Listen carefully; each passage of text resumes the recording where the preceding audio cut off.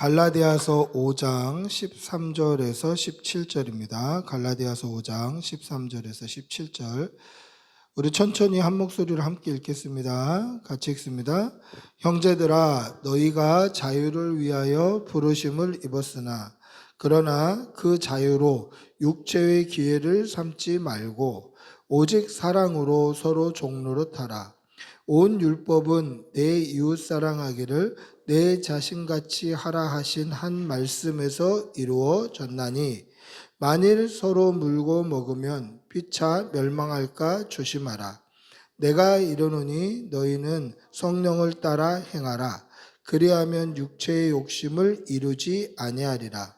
육체의 소욕은 성령을 거스르고 성령은 육체를 거스르나니 이 둘이 서로 대적하므로 너희가 원하는 것을 하지 못하게 하려 함이니라. 아멘. 할렐루야. 탈북한 이제 북한 주민이었던 사람들이 나오는 TV 프로에서 이 탈북한 북한 주민이었던 사람이 이렇게 얘기를 하더라고요.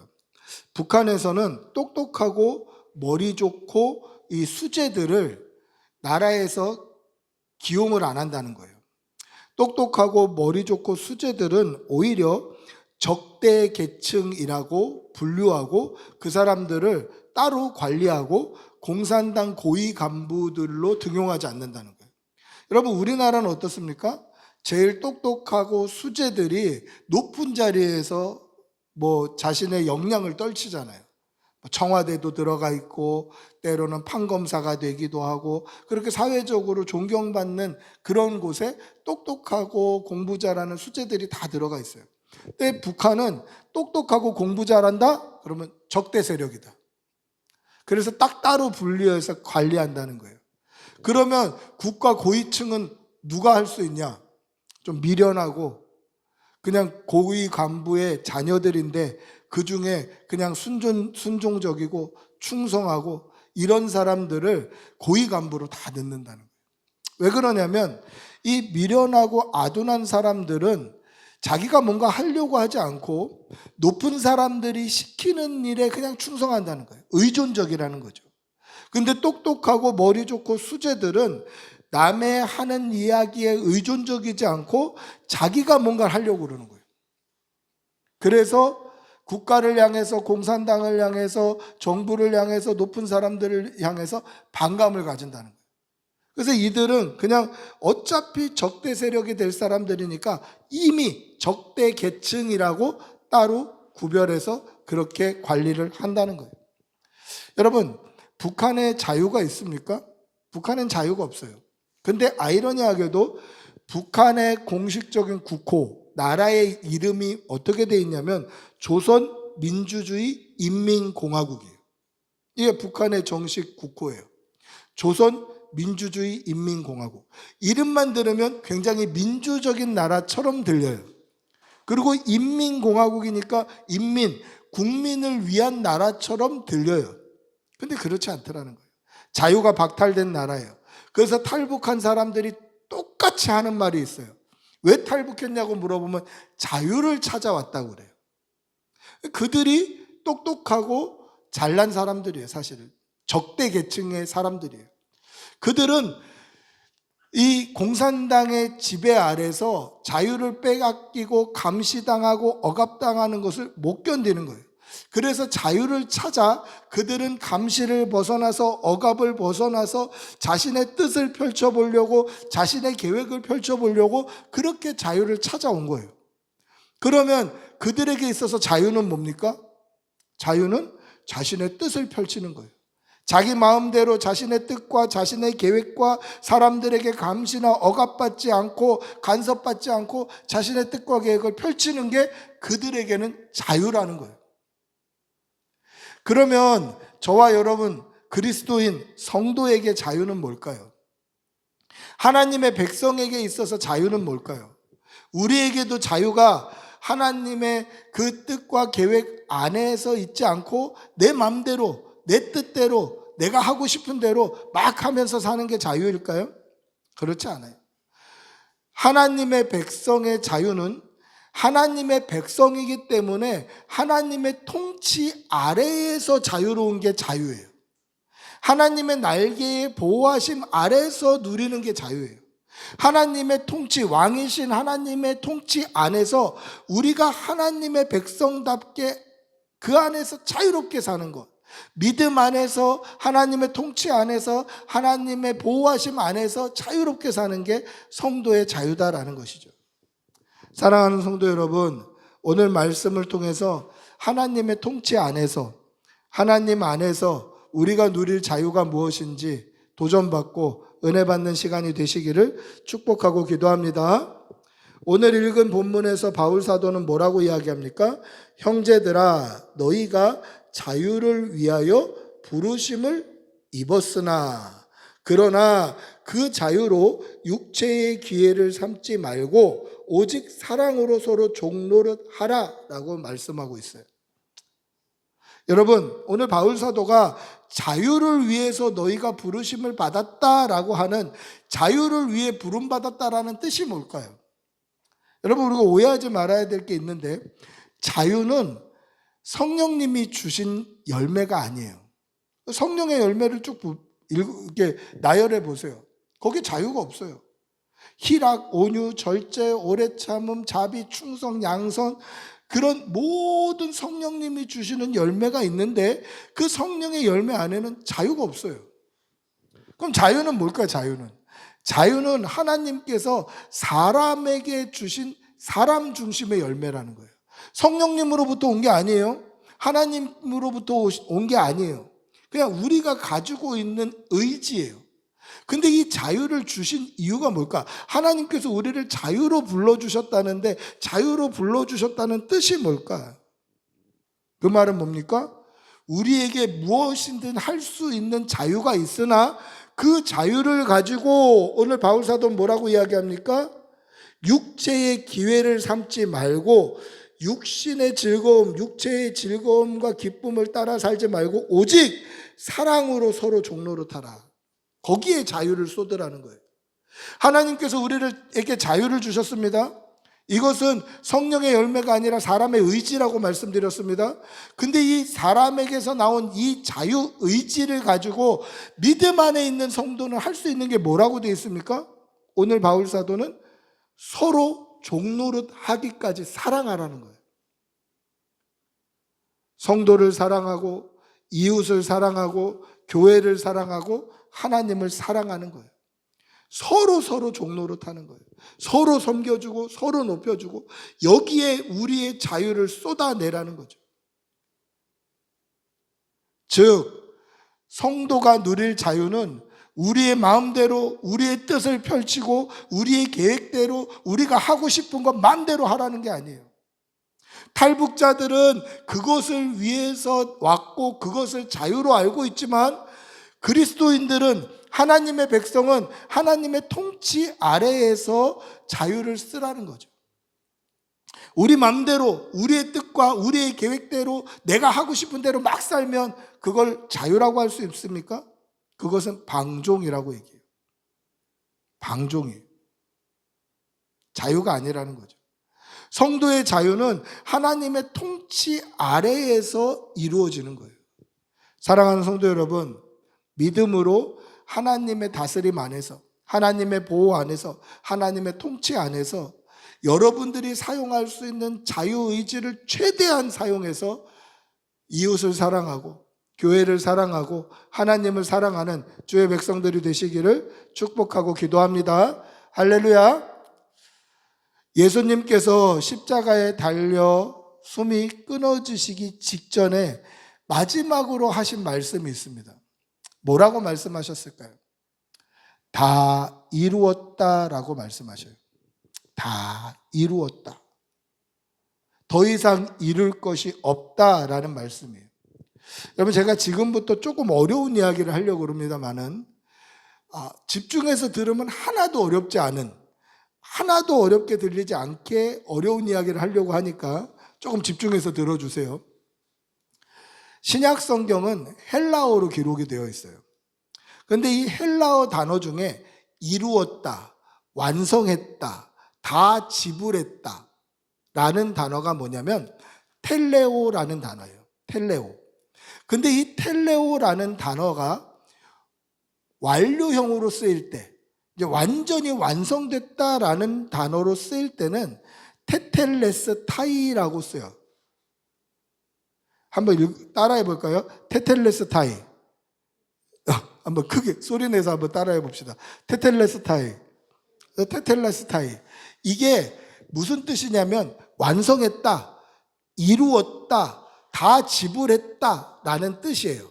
근데 이 동사가 과거의 완료형으로 쓰일 때에는 그 과거의 완료형으로 썼을 때 단순히 과거의 어떤 일로 끝나는 것이 아니라 이 완료형 동사가 오늘 나에게까지도 영향력을 미치고 있다라는 뜻이에요.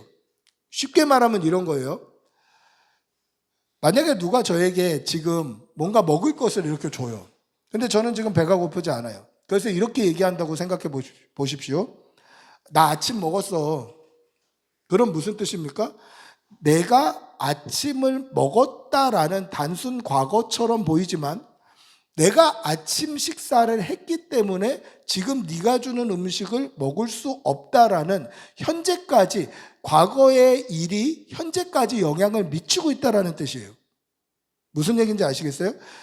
단순히 나 아침 먹었어, 과거의 일이죠. 나 아까 아침 먹었어, 과거의 일인데 아침을 먹어서 아직 배가 안 꺼졌기 때문에 당신이 주는 음식을 배불러서 못 먹겠다라고, 과거에 일어났던 일이 이미 과거에 완료가 되었는데 지금 나에게 영향을 끼치고 있다는 거예요. 이게 헬라어에서 동사의 완료가 가지고 있는 특징 중에 하나인데, 예수님께서 다 이루었다, 테텔레스타이라고 하셨을 때에는 2000년 전에 예수님께서 십자가에 달려 죽으시면서 다 이루었다라고 하신 그 말씀이 2000년 전에 과거에 끝난 게 아니라 2000년 전에 다 이루었다 하신 그 말씀은 여전히 살아서 오늘 저와 여러분에게도 영향력을 끼치고 있다는 거예요. 이게 테텔레스타이의 뜻이고 예수님께서 다 이루었다라고 하신 말씀의 뜻이에요. 과거가 아니에요. 예수님께서 다 이루신 것은 과거에 2000년 전에 예수님께서 십자가에 달려 죽으심으로 다 이루신 것은 그때의 역사로 끝난 게 아니라 예수님께서 다 이루신 그 이루심이 오늘 저와 여러분에게도 영향력을 미치고 있다라는 거예요. 단어의 뜻이 그래요. 그러면 이 테텔레스타이는 언제 쓸까요? 일반적으로 이럴 때 사용합니다. 내가 누구에게 빚을 졌습니다. 그리고 차용증을 써줬어요. 그리고 그 빚을 다 갚았어요. 그럼 내가 빚을 다 갚았기 때문에 차용증을 받아서 차용증을 찢어버리면서 나 다 지불했다 할 때 테텔레스타이라고 써요. 과거에 벌써 나는 다 지불을 했고 그 지불을 한 영향력이 지금 나에게 미치고 있다는 거예요. 또는 이럴 때도 써요. 내가 노예고 종인데 이 노예고 종이었던 내가 자유자가 되려면 이 종의 값을 내가 주인한테 치러줘야 돼요. 그래서 열심히 일해서 돈을 모아서 내가 주인에게 나의 종의 값을 치르고 노예에서 종에서 벗어나서 자유자가 되었을 때 그때에도 다 이루었다. 내가 다 지불했다. 그 노예 문서를 찢어버리면서 테텔레스타이라고 얘기해요. 내가 노예의 신분에서 벗어난 게 과거지만 그게 지금도 유지되고 앞으로도 유지될 거라는 거예요. 나는 자유자라는 거예요.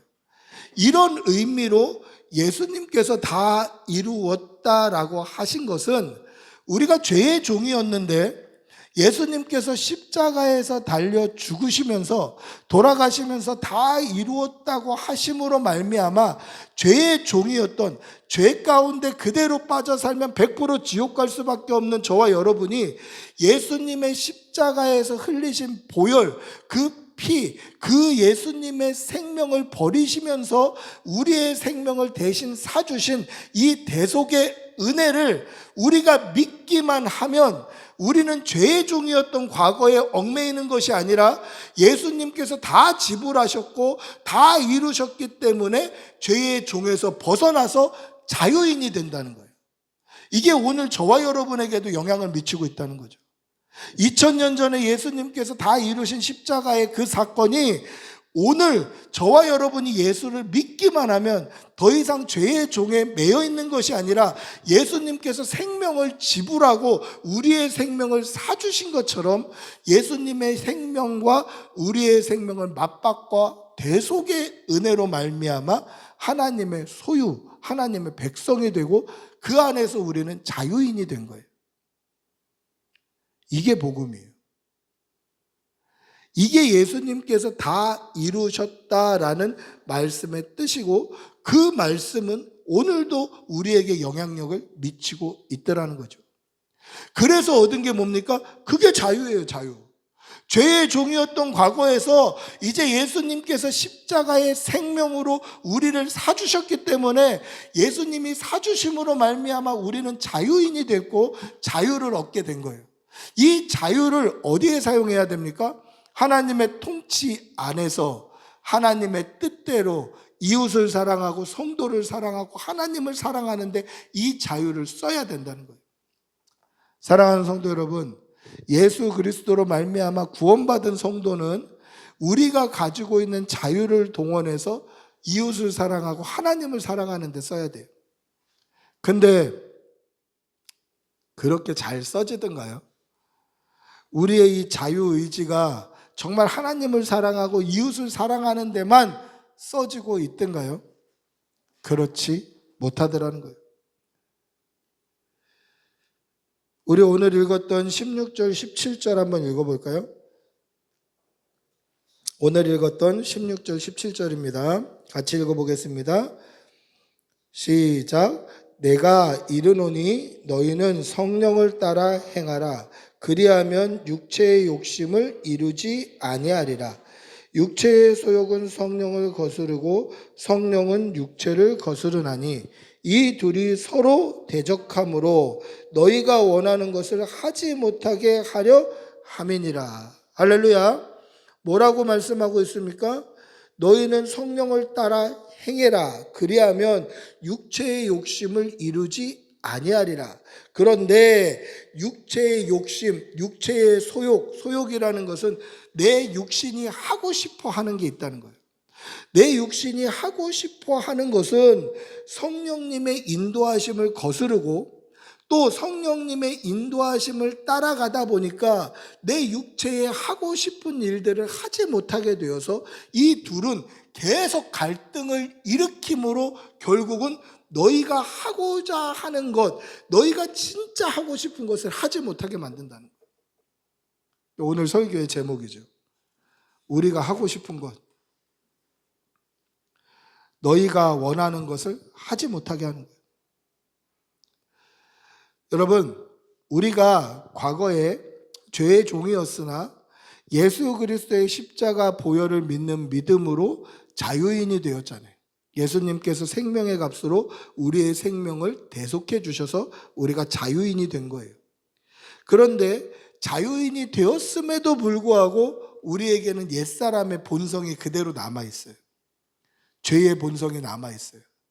아담으로부터 이어져 내려오는 죄의 본성이 남아있기 때문에 이 두 마음이 서로 싸우는 거예요. 공존하는 거예요. 예를 들면 이런 거죠. 내가 성령의 사람이 되어서 성령을 따라서 정말 믿음으로 하나님께 충성하며 선한 양심을 쫓아 하나님이 원하시는 바를 하고 싶은데 그럼에도 불구하고 내 죄의 본성이 남아있어서 혈기가 올라오기도 하고 짜증이 나기도 하고 때로는 그냥 아무것도 안 하고 놀고 싶기도 하고 이런 마음이 공존하는 거예요.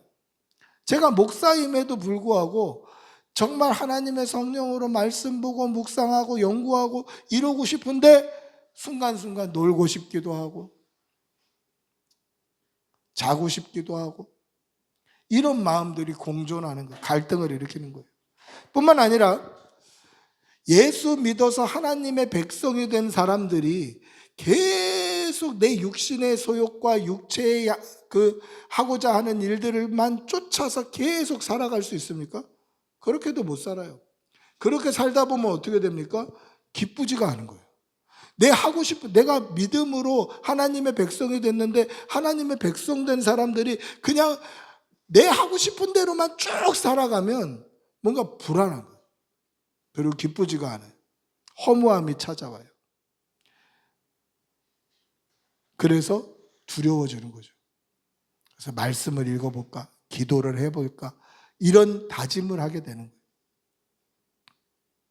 그러니 우리가 믿음 안에서 하나님의 통치 안에 있는 하나님의 백성된 자는 성령님을 쫓아서만 살 수도 없고 육신의 만족, 육체의 소욕, 육체가 하고 싶어 하는 것만 쫓아서 살 수도 없다는 거예요.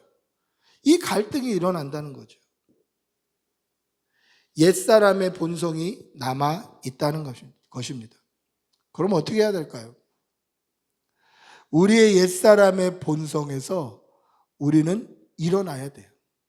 옛사람의 본성, 그냥 그대로 살면 편안하고 혈기도 부리고 나 하고 싶은 대로 하고 이렇게 살고자 하는 욕심에서 우리는 조금씩 일어나야 돼요.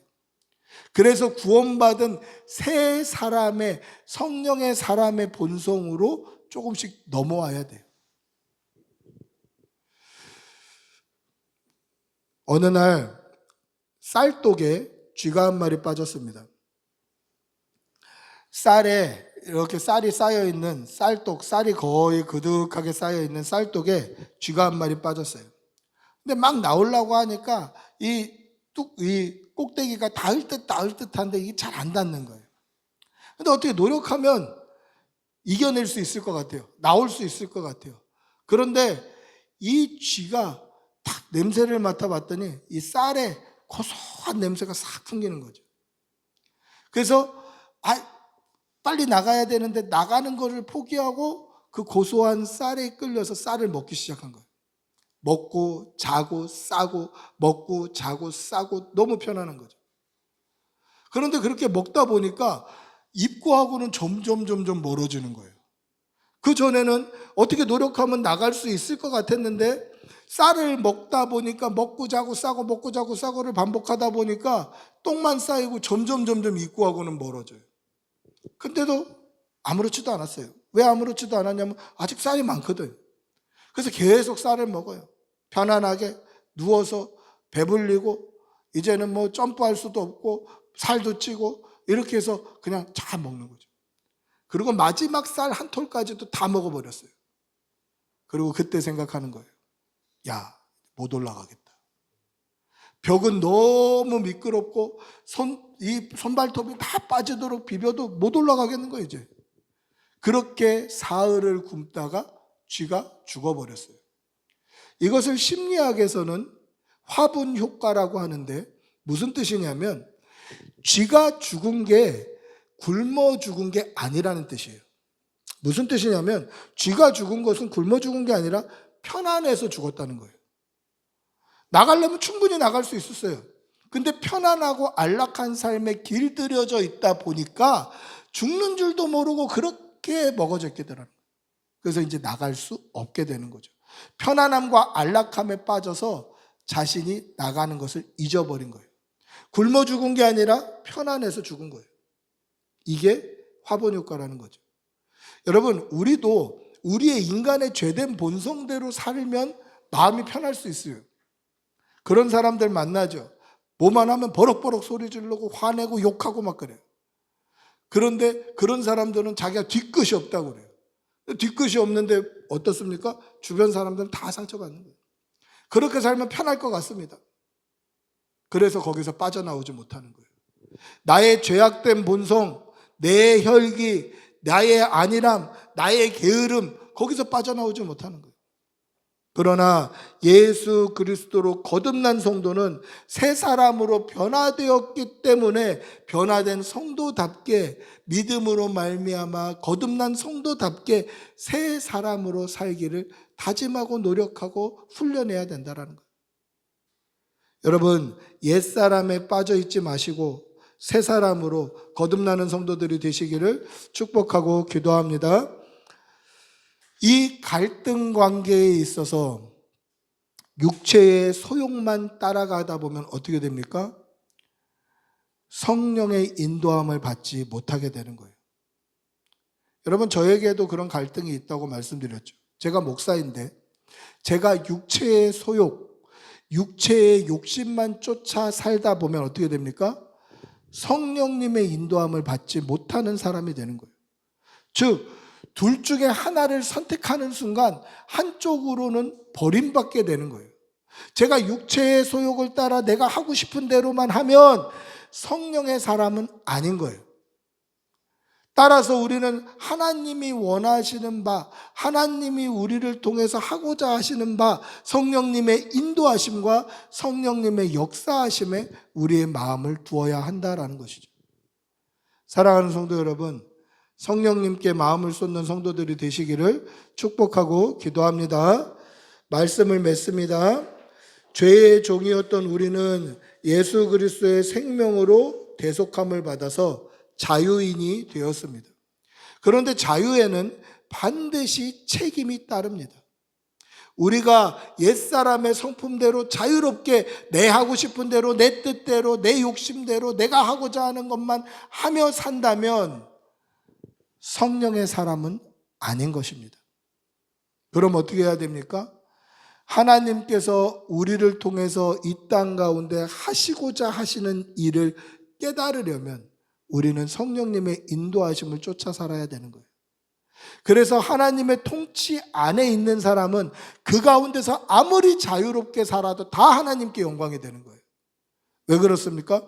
하나님의 통치 안에 성령님의 역사하심과 인도하심에 순종하며 사는 사람들은 무엇을 해도 하나님의 뜻에 반하는 일은 하지 않기 때문에 그래요. 구원받은 성도답게 믿음으로 선하게 살아가시고 하나님의 영광과 하나님의 기쁨이 되는 귀한 성도들이 되시기를 축복하고 기도합니다.